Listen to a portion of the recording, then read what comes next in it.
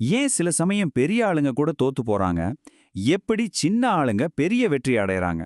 இந்த கேள்விக்கான பதில் போர்க்களத்துல இல்ல, 2000 வருஷ பழமையான ஒரு உத்தியில ஒளிஞ்சிருக்கு. அதத்தான் நாம இன்னைக்கு பார்க்க போறோம். யோசிச்சு பாருங்களேன்.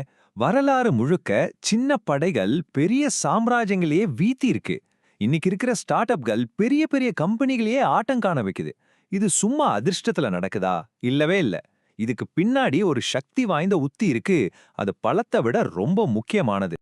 இந்த வெற்றியோட ரகசியம் 2000 வருஷத்துக்கு முன்னாடி ஒரு தமிழ் நூல்ல ரொம்ப தெளிவா சொல்லப்பட்டிருக்கு. அது அதிர்ஷ்டத்தை பத்தியோ பலத்தை பத்தியோ பேசல. அது பேசுற ஒரே விஷயம் இடம்.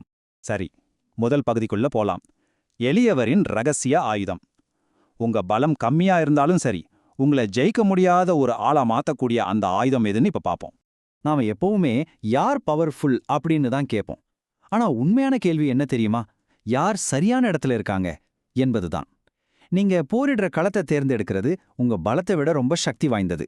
இதுதான் இந்த உத்தியோட அடிப்படை. அடுத்ததா பகுதி 2, பண்டைய ஞானம். இந்த உத்திக்கு பேரு இடனறிதல். 2000 வருஷமா வெற்றிக்கு வழி சொல்லிட்டு இருக்கிற இந்த ஞானம் என்ன சொல்லுதுன்னு பார்க்கலாம். இந்த உத்தி எங்கிருந்து வருதுன்னு பாத்தீங்கன்னா, திருவள்ளுவர் எழுதின உலக பொதுமறையான திருக்குறள்ல இருந்துதான்.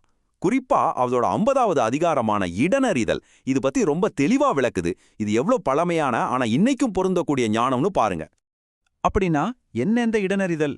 சிம்பிளா சொல்லணும்னா, ஒரு வேலையை செய்யறதுக்கு பெர்ஃபெக்டான இடத்தை தேர்ந்தெடுக்கிறது. இது வெறும் ஒரு ஜியாகிரபிக்கல் இடம் மட்டும் இல்ல.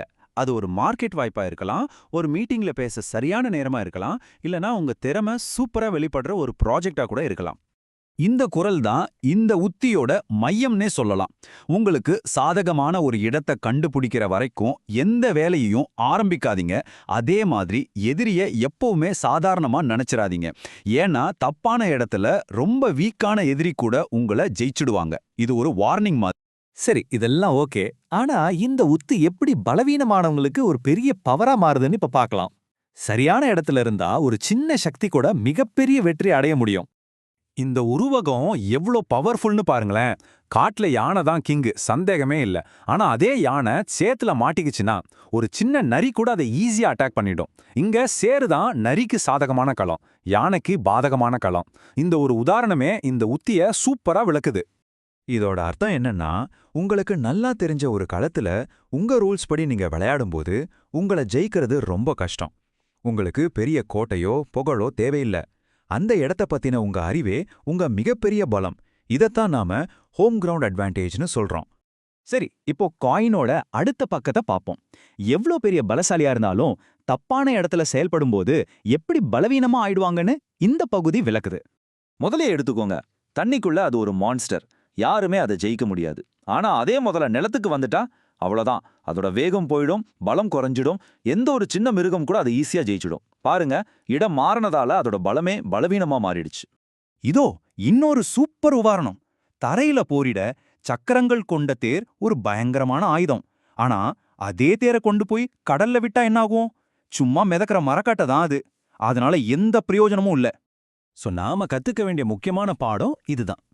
உங்க மிகப்பெரிய பலம் கூட தப்பான களத்துல உங்க மிகப்பெரிய பலவீனமா மாறிடும். அதனால உங்க பலம் எங்க ஜொலிக்கும்னு தெரிஞ்சு செயல்படுறது ரொம்ப ரொம்ப அவசியம். சரி, இப்போ கடைசி பகுதிக்கு வந்துட்டோம். உங்களுக்கான களம். இந்த 2000 வருஷ பழமையான ஞானத்தை நம்ம வாழ்க்கையில, நம்ம இலக்குகள்ல எப்படி பயன்படுத்துறது, உங்க வெற்றிக்கான இடத்தை எப்படி கண்டுபிடிக்கிறதுன்னு பாப்போம். இப்போ நீங்களே உங்களை சில கேள்விகள் கேட்டுக்கோங்க. உங்க வேலையிலயோ இல்ல ப்ராஜெக்ட்லயோ எது உங்க ஹோம் கிரவுண்ட்? எங்க உங்க திறமைகள் முழுசா வெளிப்படும்? உங்க போட்டியாளர்களுக்கு சாதகமான இடம் எது? நீங்க இப்போ சண்டை போடுற களம் உங்களுக்கு சாதகமா இருக்கா? இல்லன்னா அதை எப்படி உங்களுக்கு சாதகமா மாத்திக்க முடியும்?